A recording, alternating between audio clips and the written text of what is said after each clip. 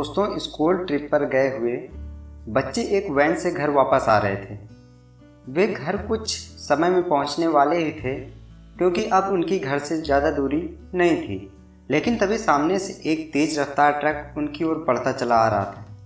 Driver ने काफ़ी कोशिश की लेकिन वह एक्सीडेंट होने से गाड़ी को बचा नहीं पाया और बहुत ही बुरी तरह उस कार और ट्रक का एक्सीडेंट हो गया।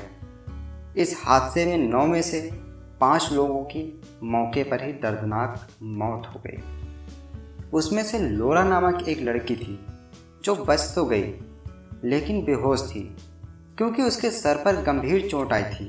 उसके मुंह पर भी काफ़ी चोट आई थी और उसका मुंह सूजन की वजह से इतना ख़राब हो गया था कि कोई भी उसे पहचान नहीं पा रहा था। इस एक्सीडेंट को जिसने भी देखा उसका दिल दहल उठा। जो लोग भी मदद को आगे आए थे वो लोग गाड़ी से उन सभी को निकालने में लगे हुए थे जो उस गाड़ी में फंसे हुए थे। सभी को बाहर निकालने के बाद यह देखा गया कि अभी उनमें से कौन जिंदा है और कौन अपने प्राणों को गंवा चुका है। उनमें से लोरा को आसानी से पहचान लिया गया क्योंकि उसके स्कूल का आइडेंटिटी कार्ड उसके पास ही था।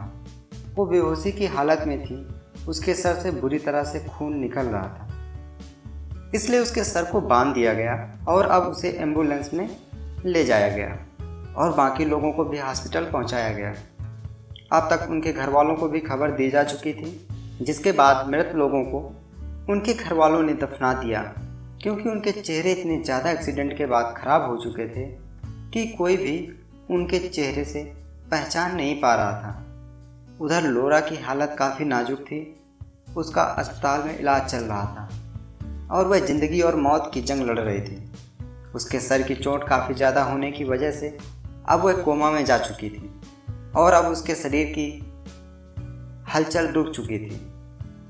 उसके पूरे फेस पर पट्टियां बंधी हुई थी और उसका चेहरा बहुत ही सूजा हुआ था। उसकी यूनिवर्सिटी से भी काफ़ी लोग उससे हॉस्पिटल में देखने आए। जब ये सब लोरा से मिले तब भी वो कोमा में ही थी। जब पुलिस ने ट्रक ड्राइवर से पूछताछ की तो उसने बताया कि उसकी आंख लग गई थी जिसकी वजह से यह एक्सीडेंट हुआ। वह पिछले कई घंटों से ट्रक चला रहा था जो कि गैर कानूनी था। इन सब वजह से उस ट्रक ड्राइवर को 5 साल की सज़ा हुई। अब उसके बाद लोरा के परिवार वाले लोरा के ठीक होने का इंतज़ार करने लगे।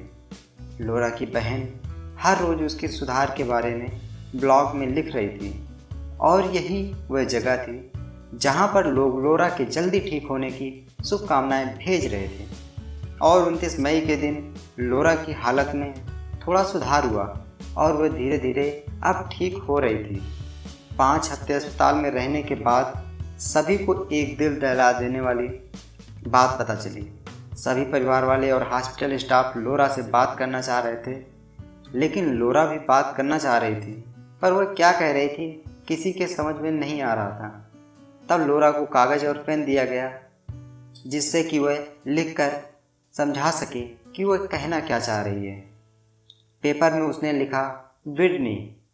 दरअसल विडनी और लोरा दोनों क्लासमेट थी और वह कद काठी और रूप रंग में एक जैसी ही थी और विडनी के घर वालों को पुलिस ने जैसा बताया था वैसा ही मानकर उसे दफना दिया था।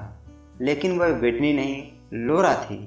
अब विडनी के घर वाले तो काफ़ी खुश थे क्योंकि उनकी बेटी जीवित थी, लेकिन लोरा का परिवार बहुत ही दुखी था क्योंकि जिसे वह अपनी बेटी समझ रहे थे दरअसल वह तो उनकी बेटी थी ही नहीं और उनकी बेटी तो अब तक दफन भी हो चुकी थी। दोस्तों, यह घटना इंटरनेट पर काफ़ी चर्चित रही। तो दोस्तों, आप कमेंट करके अवश्य बताएं कि क्या कभी आपकी जानकारी में भी ऐसा हुआ है। और अगर आपने अभी तक चैनल को सब्सक्राइब नहीं किया है तो प्लीज़ कर लें और वीडियो को अपने दोस्तों के साथ शेयर करना ना भूलें। Thank you so much.